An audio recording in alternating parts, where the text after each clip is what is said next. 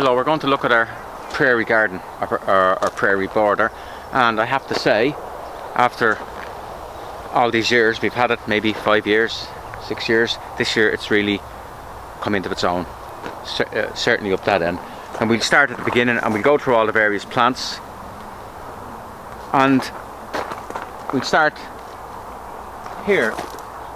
This is a plant called Little Gold Star. It's a Rudbeckia, and behind the Rudbeckia, if you bring the camera down low, you see it's a lovely contrast with this Persicaria.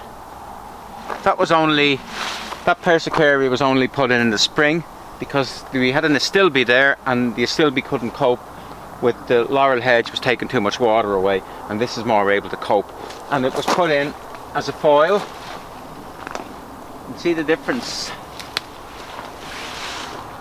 Flat and spiky, and two different colours as well. That was why, and it's worked out really. Sometimes when you do something and it actually works, it goes with your theory, which is, it's great. So we have this Persicaria, we have the Little Gold Star, we have an early flowering Aruncus, aethusifolius, and it's finished, but we leave that on, that'll stay all winter. And what have we got here? Oh, there's a frog, but he's hopped it. I just noticed something here. Geranium. A Geranium wallichianum variety, very nice. It's after seeding from there, but we don't want it here. We'll have a look where it is. Where's it coming from?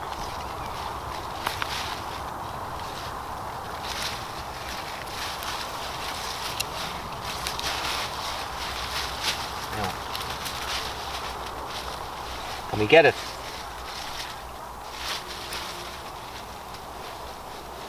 No, we'll take our time taking that out, because I just don't want to weed it out and throw it out. I want to take it out and pot it, because it's a really good one, and we'll be able to sell it or give it away, but I just don't want to throw it away.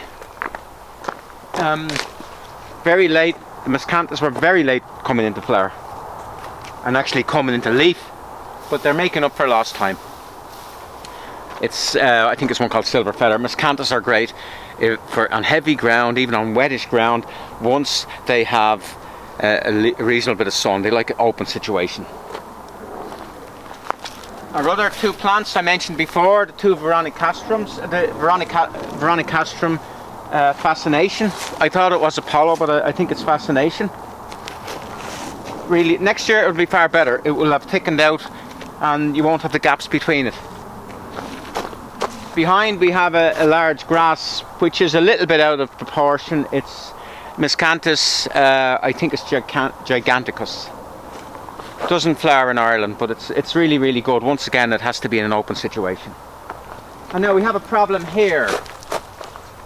We have Lythrum, I think it's Morden Pink, it's fallen over. We have the white Veronicastrum that's fallen over. And we have Sanguisorba called Stand-Up Comedian, and that's falling over. So what we're going to do, how we're going to sort this problem out, because I don't want stuff to fall, everything has to stand up. What we're going to do is going to take a photo, take a few photos,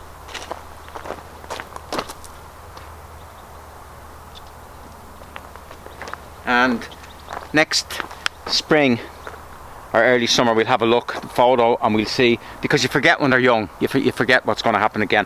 And what we'll do is actually we'll Chelsea chop them.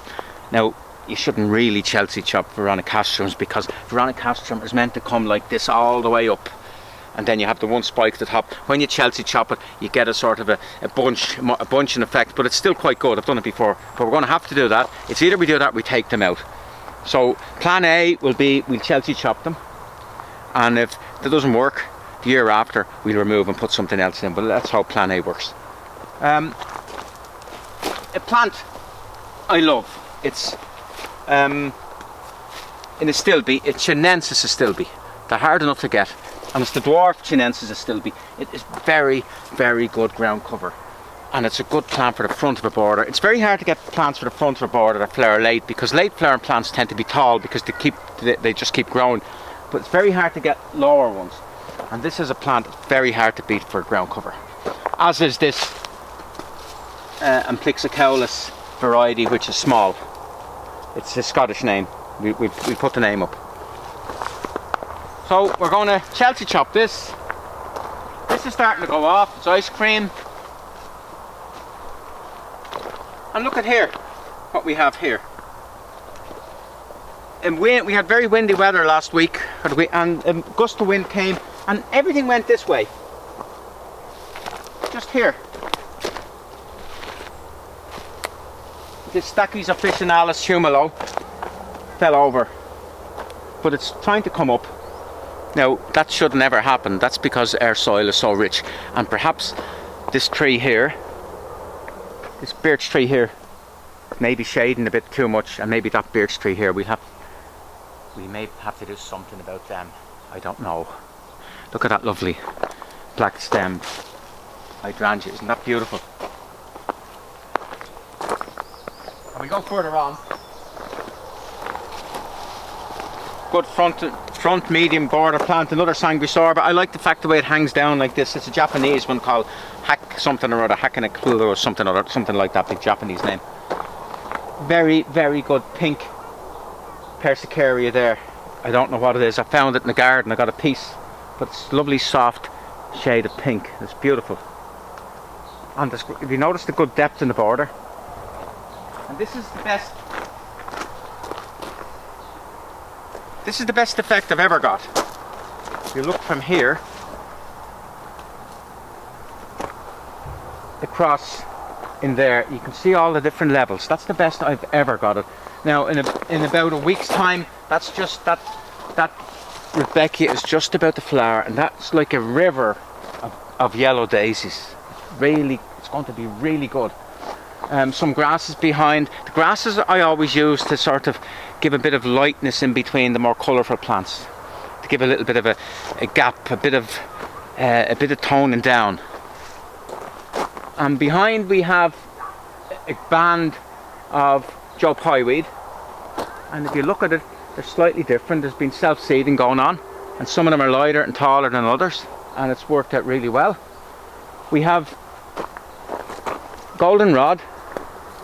Some of it, the back is already starting to flower, and some of it here that I Chelsea chopped is a bit later. We have Molinia grasses, the shorter Molinia grasses for the front, very hard to beat. That one I think is one. It's a German variety, Heidebraut or something like that. Germans are really good on these grasses. We have a dwarf Lythrum, full of bees, and here we have self-sown seedlings. You notice the self-sown seedlings are starting to get taller because they're trying to go back to where the original size, which maybe that's not the normal size. So you have to be careful with plants like that you remove the likes of these, because in a few years' time there'd be so many of them that you'd lose the smallest. But we want the smallest. We've a very good Veronicastrum called Erica, but I think I have a little problem here. Fennel has gone too strong. So what we might do is take up that fennel and lift up the Erica and split it, and have that spikiness going all the way in here. And behind we have the Pye Weed. Look at how good it is. And in the front we have one of the best front border plants. It's Coreopsis Zagreb. It's so easy to grow.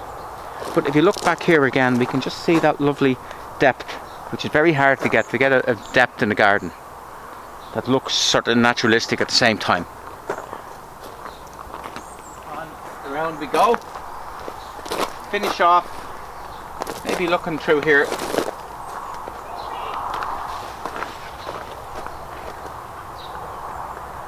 And there's as I said before, there's a hole in there. There was wind a few weeks ago, and it sort of knocked it over, but I left it alone. It's actually coming back up again. It's filling in the gap. Now if you look closely at this, you'll see there's 1,000,001 pollinators on the Persicaria, and if you look closer still, you'll see that they're all wasps. And why are the wasps there? Well, the reason why is they're sort of like humans. They're unemployed. They have no gainful employment anymore, because what their gainful employment was up till now was feeding the grubs.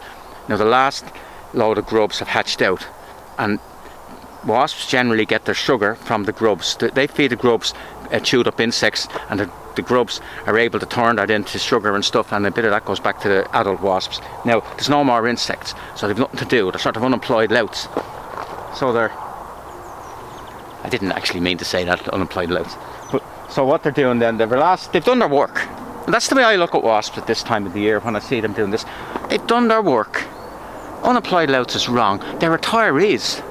They've retired, and they're living out there. They're going to die. They're living out their last month in their retirement, having a bit of fun, doing a bit of pollinating, enjoying themselves. And by and large, the wasps are leaving you alone. Just leave them alone, because we're all going to be retirees at some stage or other.